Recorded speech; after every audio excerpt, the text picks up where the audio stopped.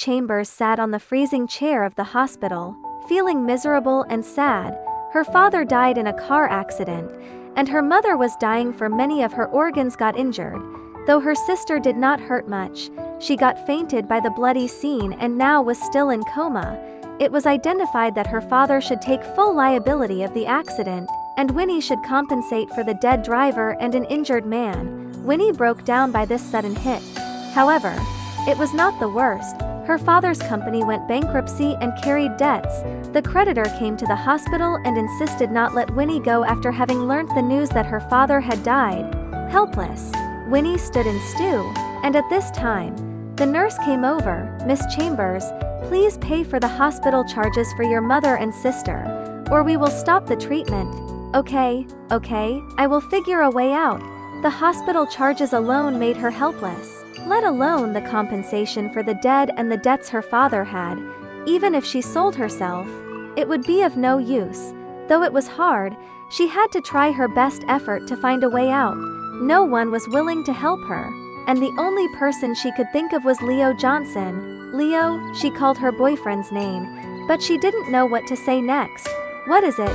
Leo's voice came over the phone. "My mother is sick, and I am in urgent of money."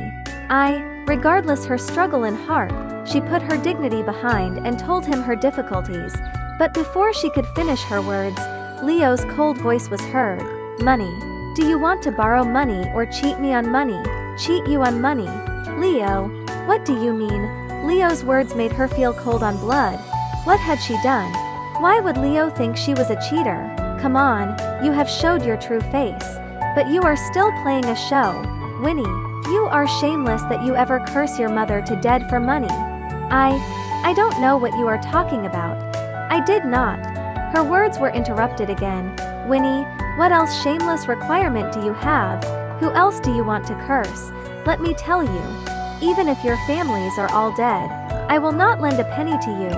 It looked like that Leo was angry, but his angry was ironic to Winnie. It seemed that Leo had already known what had happened to her family. Even the person she loved now wanted to get rid of her. But her situation did not allow her to be arrogant. No matter what, she had to have Leo help her. However, before she was to ask for help regardless of her dignity, there was a sweet female voice came from the phone. "Honey, I have had the bath water ready. It will get cold, you don't take a bath now. Hurry up.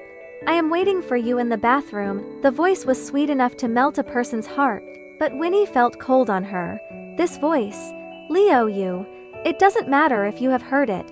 I was going to tell you about it anyway. Don't be proud you deceived me. I don't love you anyway." Leo's words made her feel cold as if it had sent her in prison. "Did she tell you that I am a cheater?" "Yes." "Why? Do you want to threat her?" "Winnie, I warn you. She now is my woman. Dare you touch her?" Then he hung up the phone without hesitation after giving her angry warning. Was he the man she loved? Anger and grievance swallowed Winnie in an instant. In the VIP ward, Brian Bennett finally woke up after 3 days of coma. He had gauze around his head and scratch on his face. Because of headache, he frowned. But it had not covered his handsome and resilient look. "Why, my head is in great pain." Brian sat up while he spoke. His sister Stella Bennett came to the bedside and said with concern, "Thank God, you finally woke up. Your driver died, damn it. I will let the wrecker to pay price," he said with a frown. "Brian, the wrecker had died. And he is Dominic Chambers." "Dominic Chambers?" Brian was shocked. How come Dominic was the wrecker? Did he do it intentionally or was it an accident? Yes, it was Dominic. His wife and daughters were in his car. "You bumped in the highway to the airport." Dominic should on his way to avoid the creditors, and he drove over speed for he was anxious. The police said the speed was too fast that Dominic failed to control the car and broke the demilitarized zone and bumped into your car. Stella told Brian the preliminary investigation of the police. Brian did not say a word but thought. According to what Stella said, it was an accident. No, even if it was an accident, even if Dominic had died, he would not forgive Dominic, and since then, they became enemies. "How is his wife and daughters?" Brian asked in a low voice. His wife was in great injury and was still in danger. The doctor said she has little change to survive. His little daughter was still in coma because of severe strike and fright, and his big daughter came from abroad to take care of it. Stella then added, Uncle Thomas tried to do something while you were in coma. Grandpa had given an order that you should get married after you wake up, only when you have a stable family. He can give the position as the master of the company to you. I didn't expect that Uncle Thomas would be this urgent. He lost his patience before making sure if I am dead or not. Okay, I will destroy all his hopes, Brian said coldly. Since Grandpa wants an heir, I will give him. Stella left at night and Brian came out for fresh air. When he passed by the park in the hospital, he stopped his pace by a burst of sobber.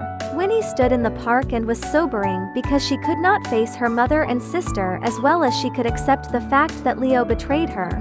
Why? Winnie did not know what she asked. She just felt it was so unfair.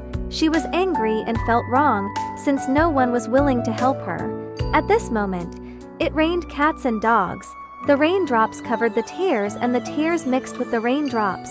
The woman crying sadly in rain made Brian frown. There was no light in